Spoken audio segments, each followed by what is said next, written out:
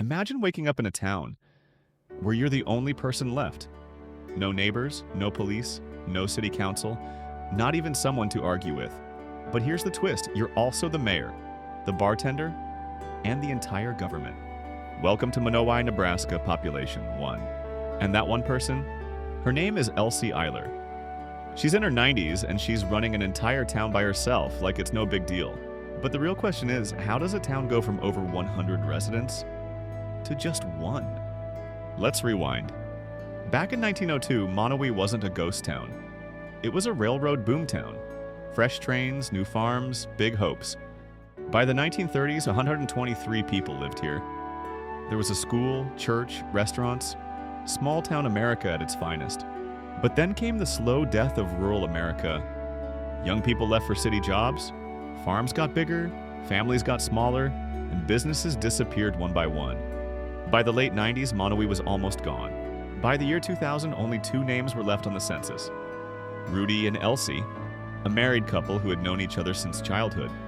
They owned the Monowi Tavern, and even with no town left, they still opened it every day like nothing had changed. Then in 2004, Rudy passed away, and in that moment, Elsie had a choice. Walk away, or keep an entire town alive by herself. She chose fight over forget. Today, Elsie isn't just the last resident.